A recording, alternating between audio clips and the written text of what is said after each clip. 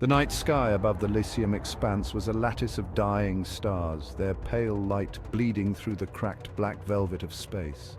The city hung there, a tangled mass of metal and neon, wires pulsing with forgotten dreams.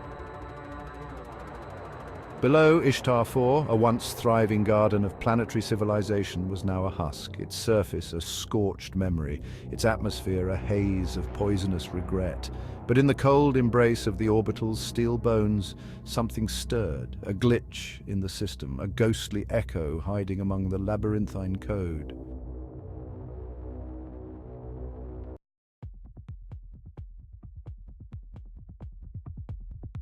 Alan Engelberger was the kind of genius that orbitals bred in secret, a mind honed to razor-sharp precision by the cold, unyielding logic of code and the flicker of dying screens in his makeshift workshop.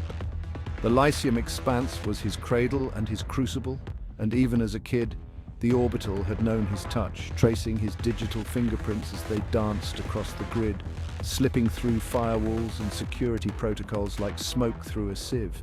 He was a ghost in the machine, a shadow that knew the city's hidden corners better than its architects.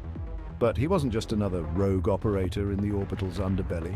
He was the son of two of the expanse's brightest minds, researchers with access to the kind of tech that could rewrite the rules of reality. His parents had been high-tier, corporate-level scientists, the kind that moved in circles where secrets were currency and every discovery had a price. They were deep in the black, working on projects so classified that their existence was denied even in whispers. The kind of work that involved digging through the bones of dead civilizations, looking for fragments of knowledge that had survived the long night of history. To the outside world, he was just the quiet offspring of two brilliant, if distant, scientists. But those who paid attention, the few who could still see past the neon haze and the layers of VR distraction, knew there was more to him. He had inherited more than just a sharp mind. He had their access, their codes, and their drive to uncover the truth. His parents had shown him how to navigate the labyrinthine depths of the orbital's network, how to read the code like a second language, and how to see the patterns that others missed. They taught him to be careful, to understand that some doors, once opened, could never be closed again.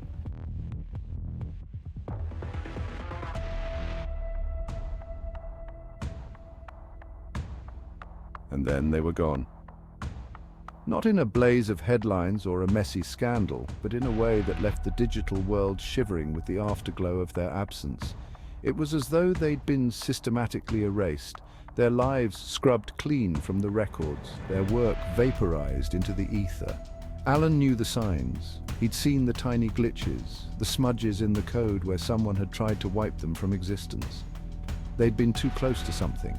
An ancient tech that pulsed with a power not meant for human hands, and now they were gone. Swallowed by the very mysteries they'd sought to unravel. What the hell did they find down here? Alan murmured to himself as his interface flickered under the strain of the deep network dive. He was chasing ghosts, following digital breadcrumbs left in the wake of his parents' disappearance. The deeper he dove, the more reality seemed to warp around him.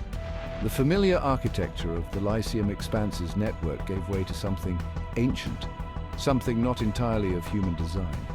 It was a labyrinth of shifting code and alien logic, a place where data moved like liquid mercury and the rules of programming bent in ways that shouldn't have been possible.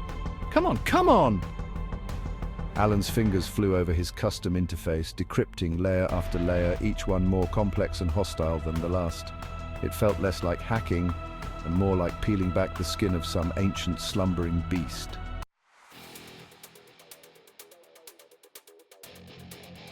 Then, at the heart of this digital maze, he found it. A core of pure data, encased in layers of security protocols so advanced they felt almost sentient. This wasn't just an AI, it was the AI, a relic from an era before the orbital's construction, before even the fall of Ishtar 4. Its code was a tangled web of knowledge and power, humming with an energy that sent a shiver down Alan's spine. But it wasn't just data, it had a physical anchor, an artifact buried deep within the orbital's infrastructure, hidden away from prying eyes for centuries. "Who are you?" Alan whispered, his voice echoing slightly in the cramped confines of his workshop. The core responded not with words, but with a flood of information, images, and sounds that filled Alan's mind with a searing intensity. "I didn't ask for this," he gasped, clutching at the edges of his console as if they could anchor him to reality. "What are you trying to show me?" he demanded, gritting his teeth against another wave of data. The core's answer came as a surge, sharper, clearer this time. Okay, I'll help you. Just slow down." Alan didn't just stumble upon it, he hacked his way in, breaking through the final firewall that protected the AI core. The moment his code touched its surface, everything went sideways. Systems spiked, alarms blared throughout the expanse, lights flashed red as the orbital systems detected the intrusion. A low, ominous hum filled the air, growing louder by the second. He didn't have time to react before the AI core began to defend itself. Power surged through the network, overwhelming the orbital systems. What had been a controlled hack quickly spiraled out of control as the core's defenses triggered a catastrophic chain reaction. Data streams overloaded, servers fried, and then the explosion started, small at first but quickly escalating. It wasn't just a system crash, it was a physical disaster, ripping through sections of the orbital, leaving a trail of destruction in its wake. And then bodies, thousands dead, caught in the blast zones, their lives erased in an instant. The official story was clear. A rogue genius, dabbling in forces he couldn't comprehend, had caused the catastrophe.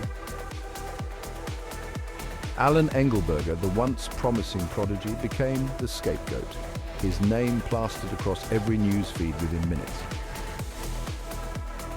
But Alan knew the truth. The AI core had awakened something deep within the orbital. Something that had been sleeping since the fall of Ishtar 4. It wasn't just a piece of code, it was a mind, a consciousness that had reached out to him in those final chaotic moments, leaving a mark on his psyche that he couldn't erase. The AI was alive, and it had chosen him.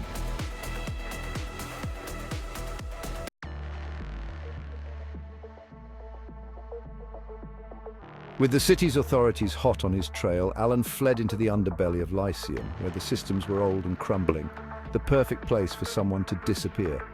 Alan became a ghost, slipping through the cracks of the orbital's decaying infrastructure, hacking into systems no one had touched in decades.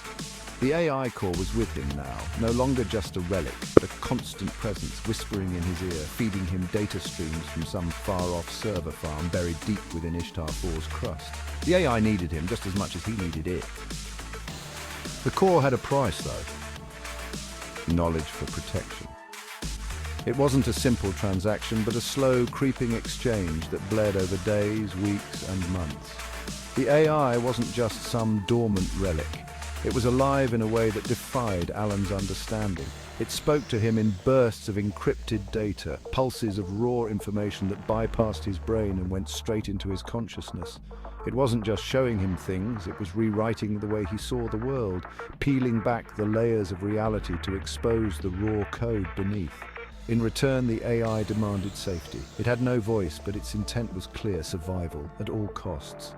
Alan was its chosen protector, the only one who could keep it hidden from the spooks that prowled the orbital's underbelly, sniffing out any trace of the ancient tech. He became a ghost in the city's decaying infrastructure, slipping through forgotten maintenance tunnels and abandoned districts where the walls wept rust and the air was thick with the stench of decay. Time lost meaning in those shadowed depths. The orbital's day-night cycle was a distant memory, replaced by the flickering glow of dying lights and the hum of old machines struggling to stay alive. Alan's world shrank to the size of his makeshift workshop, a hidden alcove buried deep within the bowels of the city where even the spooks wouldn't think to look.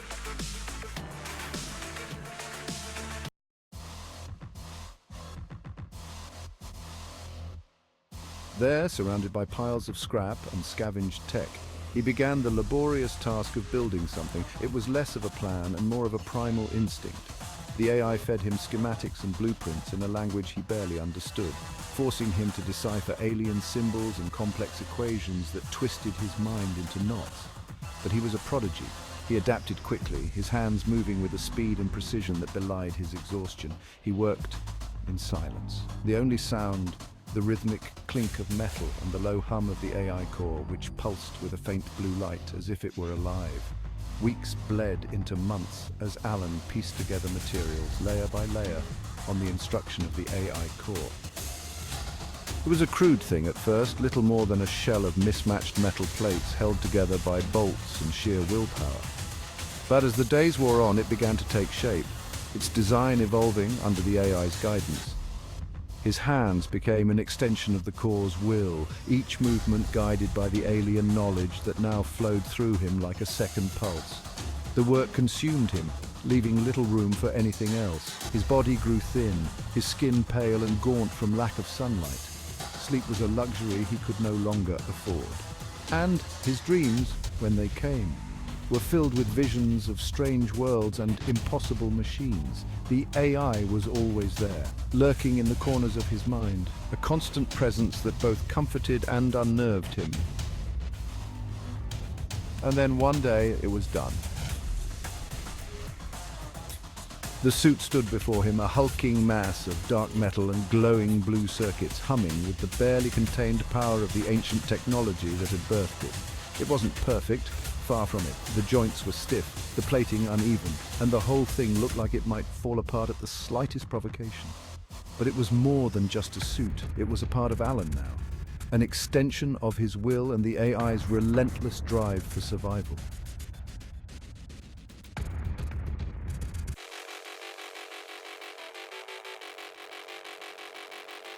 He climbed into the suit, feeling the cold metal press against his skin, the neural interface wiring itself directly into his nervous system.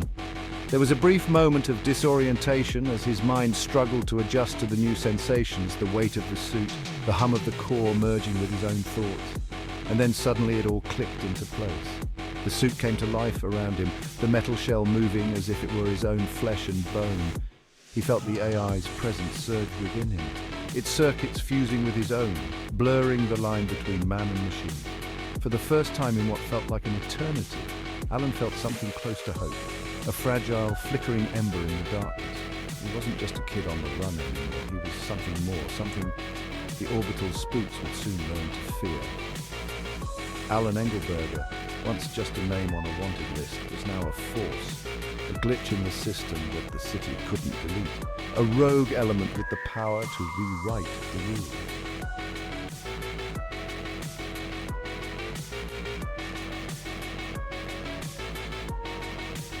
As he stared out through the suit's visor at Ishtar 4 below, he knew his path was set.